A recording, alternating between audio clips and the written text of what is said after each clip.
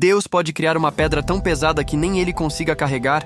Essa pergunta é feita por ateus, agnósticos, curiosos e até cristãos que ainda não estudaram profundamente a natureza de Deus. No fundo, nasce de uma confusão sobre lógica, filosofia e até sobre quem Deus é de verdade.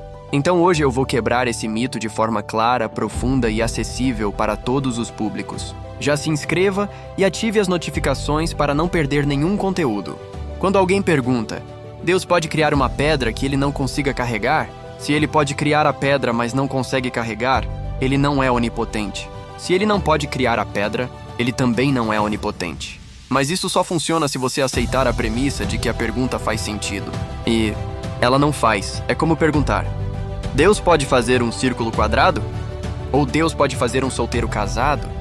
Essas perguntas não descrevem coisas difíceis, descrevem contradições. E aqui entra a primeira citação importante. Santo Tomás de Aquino, na Suma Teológica, diz: Deus pode tudo o que é possível. Mas aquilo que implica contradição não pertence ao poder, pois não é uma coisa, mas a negação de algo. Elas não existem. Relembremos o princípio da não contradição de Aristóteles. Uma coisa não pode ser e não ser ao mesmo tempo sob o mesmo aspecto. Você não está perguntando se Deus consegue fazer algo.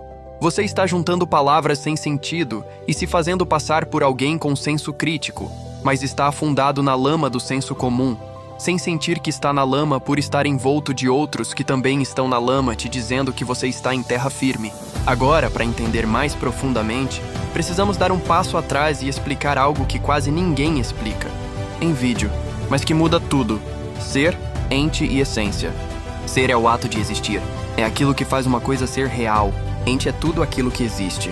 Você, eu, uma pedra, um átomo. Tudo isso é ente, porque participa do ser. Essência é o que a coisa é. É o que faz o ente ser aquilo que ele é. E agora vem a chave. É da essência de Deus ser o próprio ser. Deus não tem ser, Deus é o ser. É nele que tudo subsiste. É por isso que ele diz a Moisés: Eu sou aquele que sou. Isso significa que Deus não está dentro da categoria das criaturas.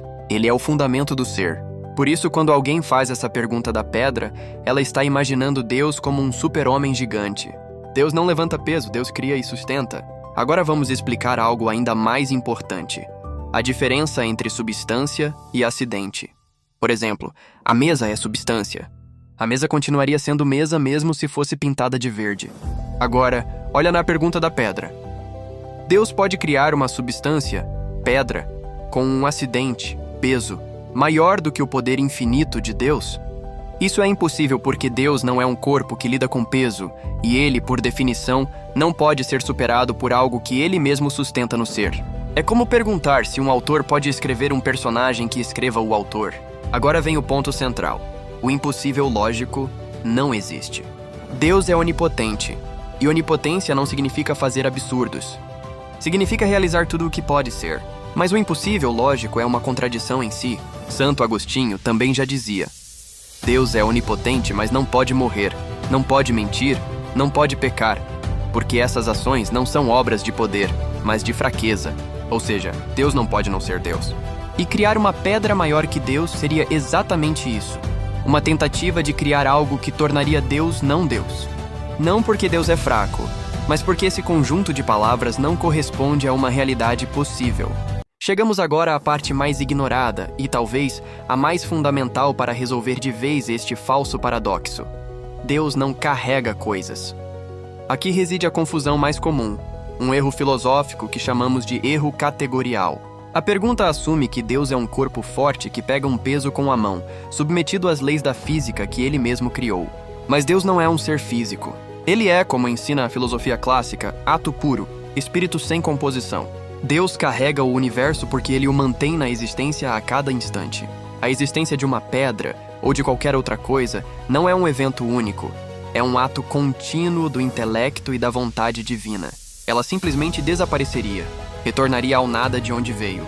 Então, a pergunta real formulada corretamente seria: Deus pode criar uma pedra que ele não sustente na existência? A resposta é um sonoro não. E por quê? Porque qualquer ente criado é, por definição, contingente. Sua existência depende de outro. Deus, ao contrário, é o ser necessário, o único que existe por si mesmo. Um ser contingente não pode existir sem a causa do ser necessário. Se Deus cria, ele sustenta. Se ele sustenta, ele é a causa primeira e maior. Se ele é maior, ele não pode ser superado pela criatura. Simples assim. Então por que os ateus e céticos gostam tanto dessa pergunta? Porque, conscientemente ou não, eles partem de uma visão materialista e reducionista de Deus. Para o materialista, tudo é força física, energia, espaço, peso. Eles tentam projetar as limitações do mundo físico sobre uma realidade que é, por definição, metafísica. Mas Deus não é um ser dentro do universo. Ele é o fundamento ontológico da existência do universo. É como confundir o Monteiro Lobato com a Cuca. A Cuca, dentro da história, pode ser assustadora, mas ela não pode derrotar o Monteiro Lobato. Ela não pode escrever o Monteiro Lobato. Ela não pode criar algo que destrua o Monteiro Lobato, porque a Cuca existe num plano de realidade totalmente dependente da imaginação e da vontade do autor. A relação entre a criatura e o Criador é exatamente essa. A criatura existe dentro da mente e do poder do Criador. Para encerrar, aqui vai uma explicação definitiva para o público simples. Quando alguém repetir o paradoxo da pedra, responda com outra pergunta. Isso é igual perguntar: Deus pode desenhar uma cor que não é cor? A pergunta não descreve uma realidade possível. É só uma frase confusa, um conjunto de palavras vazio de significado. Com isso em mente, chegamos à conclusão teológica. A onipotência de Deus não é o poder de fazer absurdos. É o poder de realizar tudo o que corresponde à realidade. Tudo o que é logicamente possível. Tudo o que existe dentro da lógica do próprio ser. Deus pode sim fazer o impossível físico. Ressuscitar mortos, mover montanhas, multiplicar pães, andar sobre as águas. Pois ele é o autor das leis da física e pode suspendê-las. Mas ele não pode fazer o impossível lógico. Ele não pode deixar de ser Deus, não pode criar um Deus maior que ele, não pode violar o princípio de não contradição. Isso não diminui Deus. Pelo contrário, isso define Deus como o ser perfeitíssimo, a própria verdade e a própria lógica. Para aprofundar, a teologia tomista nos oferece uma distinção final: o poder absoluto de Deus, potentia absoluta, e o seu poder ordenado, potentia ordinata. O poder absoluto é tudo o que Deus poderia fazer sem se contradizer. O poder ordenado é o que Deus de fato faz, dentro da ordem sábia que ele mesmo estabeleceu para a criação. Mas atenção, nem mesmo no poder absoluto cabe a criação de contradições, porque uma contradição não é uma coisa a ser feita. É um nada, uma negação do ser. Espero que esse vídeo tenha iluminado a sua razão e fortalecido a sua fé. A lógica, a filosofia e a teologia autêntica sempre levam a Deus, e nunca contra Ele. Se você gostou, deixa o seu like, se inscreve, ativa o sininho e compartilha esse conteúdo.